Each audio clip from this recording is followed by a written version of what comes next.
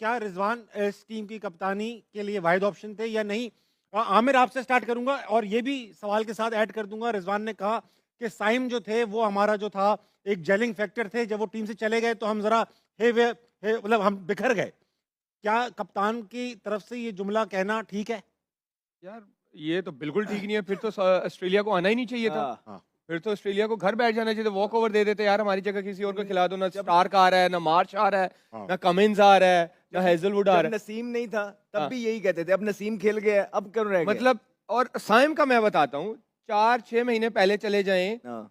यही हमारा मीडिया, यही अवाम कहते थे भाई ये पीएसएल का प्रोडक्ट है, इसको नो लुक के अलावा कुछ आता ही नहीं है, सही इसको बात। क्यों खिलाई जाए। 16 टी20 में उससे कुछ नहीं हुआ था। हम्म। पिछली दो सीरीज में परफॉर्मेंस दिया लगातार।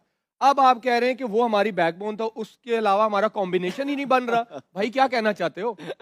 ये मुझे नहीं समझ आया। एज अ लीडर आप ये बात नहीं कर सकते। अब एज अ लीडर जब आपके पास प्लान बी नहीं है हाँ। तो फिर क्या कर रहे हो आप टीम के साथ? मेरा ये सवाल है कि आप कह रहे हो कि साइम के अलावा हमारी कोई चॉइस ही नहीं है। ये कैसे हो सकता है यार? अच्छा, ये तो रिजवान नहीं हो... रिजवान वाहिद डिजर्विंग कैप्टन है इस टीम में? नहीं भाई, नहीं, ऐसे नहीं, ऐसे कैसी तो नहीं बातें है। कर रहे हो यार? नहीं, अब पूछ मुझे रहा ये हूँ, हाँ बात या ना बताओ ना, पूछ ये रहा देखो, कप्तान टीम बनाता है, मेन प्लेयर होता है। मैं कप्तान हूँ, मुझे नहीं परवाह सिलेक्टर कौन है कौन नहीं। भाई बात। मैं अपना जिम्मेदार खुद हूँ।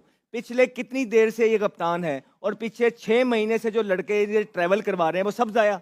इवेंचुअली आकिब जवेद साहब बैठ के कहते हैं कि 50 ओवर की क्रिकेट में फिटनेस बड़ी मायने रखती है। तो भाई क्यों टी20 से इंपोर्ट किए लड़के आपने? वो लड़के कहाँ गए जिसको 6 महीने से कप्तान लेके चल रहा था? और कप्तान को यही नहीं पता लग रहा कि मेरे लड़के कौन से 6-8 महीने के अंदर। सिर्फ एक्सक्यूज। हाँ, ये मैं आपको बता दूं, हमने आपको यहीं बैठ के बोला था कि ये सारे 8 का जो टोला है ये सारी पावर अपने ग्रुप के अंदर रखना चाहते हैं। इन्होंने कोई कप्तान बनने ही नहीं दिया, इन्होंने किसी को पावर में आने ही नहीं दिया, सबको दबा के रखा कि अगर बाबर नहीं है तो रिजवान हो जाए, रिजवान नहीं है तो बाबर हो जाए। आज वही है। बेशक आज आपको कोई कप्तान नजर नहीं आ रहा होगा, लेकिन जो जो कैंडिडेट से एक एक करके सबको निकाला गया, आप देख लें उठा के, जो जो कप्तानी का कैंडिडेट था उसको टीम से पास भी नहीं आने दिया गया। ये बाबर के दौर से इनकी सारी चीजें, और ये जो मेन बाबर को भी मशवरे देने वाले थे वो रिजवान ही होते थे मोस्ट ऑफ द टाइम। ये हमें टीम के अंदर से प्लेयर बताते हैं ये सारी चीजें रिजवान, एक इसको भी नहीं कप्ताना, इसको भी नहीं कप्ताना, उसको भी नहीं कप्ताना, इसको निकाल दो। तो मेरी जान फिर रहेगा कौन?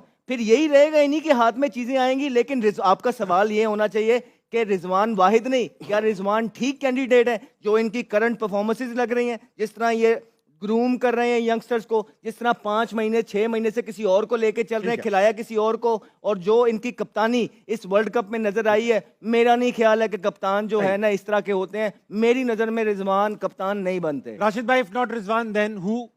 देखिए, पाकिस्तान की बर्बादी शुरू हुई थी नजम सेठी साहब के ज़माने में। देखिए, मोटी गर्दन को पकड़े मज़ा भी आता है ना। ठीक है। शादाब को आपने कप्तान बनाया, अफगानिस्तान के खिलाफ डिफीट हुई है। जी हाँ, बहुत गंदी डिफीट। देखिए, वहाँ पे किसने मशवरा दिया कि शादाब कप्तान बनेगा? शादाब अभी टीम में भी नहीं है। उसके बाद ज़का अशरफ साहब आते हैं, हाँ। ठीक है ना, उन्होंने फिर दोबारा उनको कप्तान रखा। उसके बाद नसीम शाह को कप्तान रखा। उसके बाद नकवी साहब आते हैं। वो देखिए, खेल तो ऊपर से रहे ना। ये हम लोग क्रिकेटर ना, ये बाद में इनको पता चलेगा। हम लोग मोहरे होते हैं, शतरंज की मोहरे हैं, प्यादे हैं हम लोग। कभी हमें वजीर बना देते हैं, कभी हमें मार देते हैं। आप क्रिकेटर्स को उठा के देख लो, हिस्ट्री भरी पड़ी हुई है। अच्छी बात। हनीफ मोहम्मद से लेके आज तक वही हो रहा है जो कि नहीं होना चाहिए था। कारदार साहब हो, या माजिद खान साहब का ज़माना हो, या एजाज भट्ट साहब का ज़माना हो, जावेद मियाँदाद, इमरान खान का ज़माना हो, एक हिस्ट्री भरी पड़ी हुई है। ये तो आज की जो फौज, ये जो लोग देख रहे हैं ना, डिजिटल मीडिया, कुछ भी नहीं है ये देखा इन्होंने। आप देखें किस तरह से पाकिस्तान के टुकड़े टुकड़े किए आपने क्रिकेट के अंदर, कितनी ज्यादतियां हुई, कितने कितने अच्छे प्लेयर्स रह गए।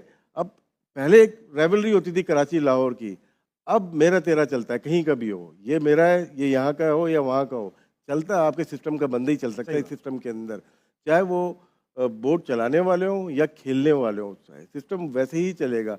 मेरे ख्याल से इसको बेहतर करने की ज़रूरत है, और ये होगा गवर्नमेंट लेवल पे ही होगा। मैं और आप तो बोल